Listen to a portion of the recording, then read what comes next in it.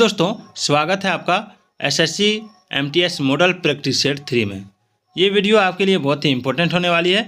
मैं इस वीडियो में आपको जीके का सेगमेंट कराने जा रहा हूँ। मैंने इंग्लिश का वीडियो मॉडल प्रैक्टिस सेट 3 डाल दिया, अपलोड कर दिया है। उसका लिंक मैं डिस्क्रिप्शन में डाल दूँगा। तो चलिए स्टार्ट करते हैं जीके जीएस। पहला सवाल आप देख सकते हैं कि निम्नलिखित प्रसिद्ध व्यक्तियों में से भूदान और सर्वोदय आंदोलन के लिए किसे जाना जाता है। देखिए, भूदान और सर्वोदय आंदोलन के लिए किसे जाना जाता है, ये पूछा गया है। देखिए, इसमें जो आचार्य विनोबा भावे 1951 में पोचमपल्ली गांव से भूमिहीनों के लिए जमीन जुटाने के लिए भूदान आंदोलन की शुरुआत की थी। और इसमें ऑप्शन सी राइट आंसर होगा। और वे गांधी जी के शिष्य थे तथा उनके सर्वोदय विचार से प्रभावित होकर सर्वोदय समाज की स्थापना की। और उन्होंने महाराष्ट्र के पवनार में एक आश्रम की स्थापना की। और उनका निधन 1982 में हुआ और उन्हें 1958 में रेमन मैगसेसे पुरस्कार तथा मरणोपरांत 1983 में भारत रत्न सम्मान दिया गया था। याद रखिएगा, बड़ा ही इंपॉर्टेंट क्वेश्चन है इस मॉडल प्रैक्टिस सेट में। मैंने अभी तक 2-3 प्रैक्टिस सेट डाल दिया है और उधर मैंने जीके जीएस का वीडियो आपको रपेट के दे रहा हूँ ताकि आपकी परीक्षा में कोई दिक्कत न आए। चलिए, मैरी कॉम द्वारा प्राप्त सर्वोच्च नागरिक सम्मान कौन सा है। देखिए, मैरी कॉम, महिला बॉक्सर मैरी कॉम को वर्ष 2006 में ठीक है ना, वर्ष 2006 में पद्मश्री और वर्ष 2013 में पद्म भूषण से अलंकृत किया गया था। तो इसमें पद्मश्री और पद्म भूषण ये 2006 में मिला था, ठीक है, और ये कब मिला था, 2013 में, ठीक है। तो पद्म भूषण से अलंकृत किया गया। तो नागरिक अलंकरणों का अवरोही क्रम जो है वो क्या होता है, मैं बता देता हूँ। सबसे पहले क्या होता है, भारत रत्न, ठीक, तब पद्म विभूषण, तब होता है आपका पद्म भूषण, तब होता है पद्मश्री। तो इसमें क्या हो जाएगा, पद्म भूषण, ठीक है। मैरी कॉम द्वारा प्राप्त सर्वोच्च नागरिक सम्मान पद्म भूषण है।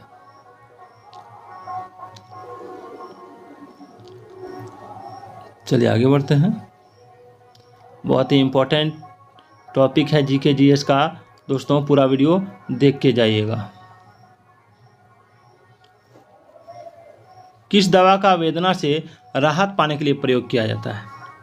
एक दवा है, इसमें उसका जब दर्द वगैरह होता है तो वहाँ उसको राहत पाने के लिए प्रयोग किया जाता है। तो देखिए, इसका राइट आंसर हो जाएगा आपका ट्रेमेडॉल, ठीक है। ट्रेमेडॉल दर्द निवारक औषधि है तथा मध्यम गंभीरता दर्द के निवारण के लिए इस औषधि का प्रयोग किया जाता है। याद रखिएगा। गन्ना एक प्रकार का डैश है, क्या है। देखिए, गन्ना क्या जानते हैं, मैं बता दूं आप लोगों को। गन्ना एक प्रकार का घास है। क्या है, एक प्रकार का घास, ठीक है।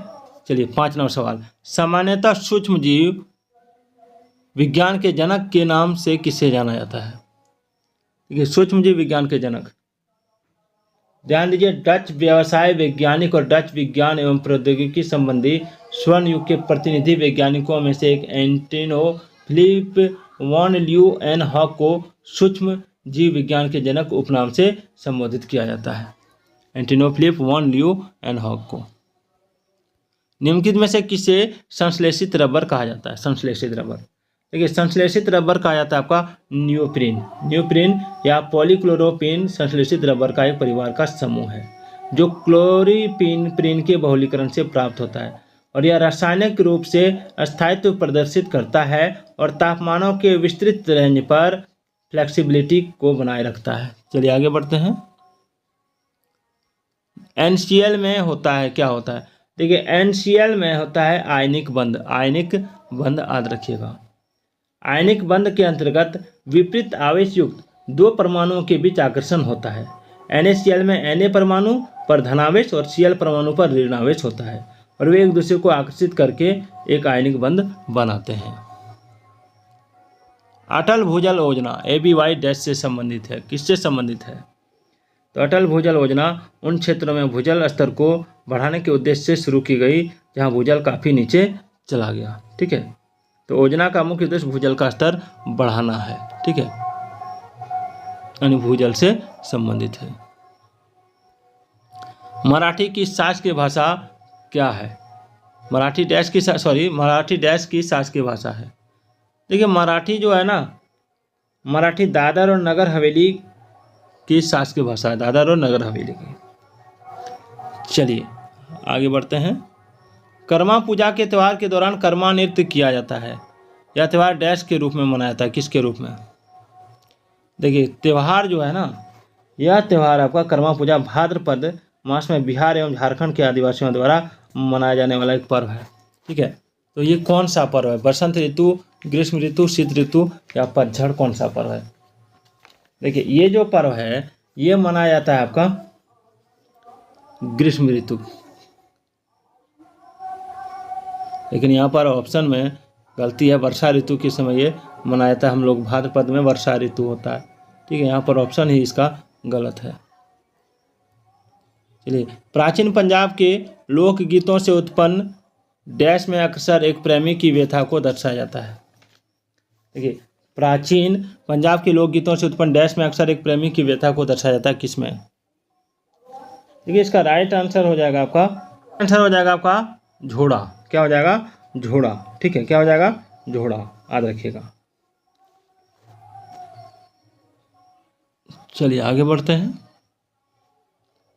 जल जीवाणुओं का खाद्य स्रोत कौन सा है? देखिए जलीय जीवाणुओं का खाद्य स्रोत जो है वो है आपका फाइटोप्लैंक्टन। चलिए, जनप्रतिनिधि अधिनियम कब पारित किया गया था? जनप्रतिनिधि अधिनियम पारित किया गया 1951 में। लेना नदी किस देश से होकर बहती है? देखिए लेना नदी रूस की 3 महान साइबेरिया नदियों में सबसे पूर्वी नदी है, जो आर्कटिक महासागर में मिलती है। और ये 4294 किलोमीटर लंबी लेना नदी दुनिया की 11वीं सबसे लंबी नदी है। ठीक है, याद रखिएगा, ये रूट हो जाएगा। चलिए अभी बहुत इंपॉर्टेंट टॉपिक बाकी है, बहुत ही इंपॉर्टेंट प्रश्न बाकी है, देखेंगे इसको पूरा। मंगल ग्रह सूर्य से डैश स्थान पर होता है? देखिए मंगल ग्रह चौथे स्थान पर है। पहले बुध, तब है शुक्र, तब पृथ्वी, तब मंगल, याद रखिएगा। चलिए अलकनंदा नदी के तट पर कौन सा शहर स्थित है? अलकनंदा नदी के तट पर कौन सा शहर स्थित है? देखिए अलकनंदा नदी के तट पर जो शहर स्थित है वो बद्रीनाथ है। ठीक है, याद रखिएगा। और आपका अयोध्या सरयू नदी के किनारे है। ठीक है, और इलाहाबाद त्रिवेणी संगम गंगा जमुना सरस्वती के तट पर, और लखनऊ गोमती नदी के तट पर है। कलिंग का युद्ध वर्ष डैश में हुआ था? कब हुआ था?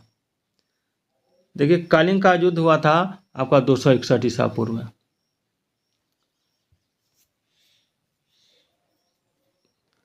राष्ट्रसंघ का गठन किस युद्ध के अंत में किया गया था? देखिए राष्ट्रसंघ का गठन जो हुआ था ये हुआ था आपका प्रथम विश्व युद्ध की विभीषिका से सीख लेकर राष्ट्रसंघ की स्थापना की गई थी, नहीं लीग ऑफ नेशंस। उद्विकास का सिद्धांत किसने विकसित किया? देखिए उद्विकास का सिद्धांत विकसित किया था चार्ल्स डार्विन ने। ठीक है, 1859 ईस्वी में। निम्नलिखित में से कौन सी दूरी की एक इकाई नहीं है? निम्नलिखित में से कौन सी दूरी की इकाई नहीं है? तो इसका राइट आंसर हो जाएगा आपका लॉन्ग सेक। बांदीपुर राष्ट्रीय अभ्यारण्य किस राज्य में स्थित है? देखिए बांदीपुर राष्ट्रीय अभ्यारण्य जो स्थित है वो आपका दक्षिण भारत के कर्नाटक राज्य में स्थित है। सत्ता संरचना का एक ऐसा रूप जिसमें सत्ता प्रभावी ढंग से व्यक्तियों या परिवारों के गुट के कब्जे में होती है, तो इसको कहते हैं कुलीन तंत्र। डैश को अंबा विलास के नाम से भी जाना जाता है, किसको? तो अंबा विलास के नाम से जाना जाता है कर्नाटक के मैसूर महल को।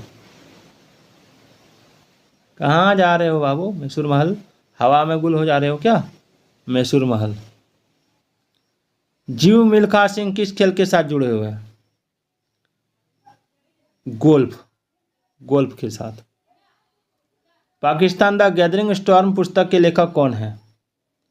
तो इसका राइट आंसर हो जाएगा आपका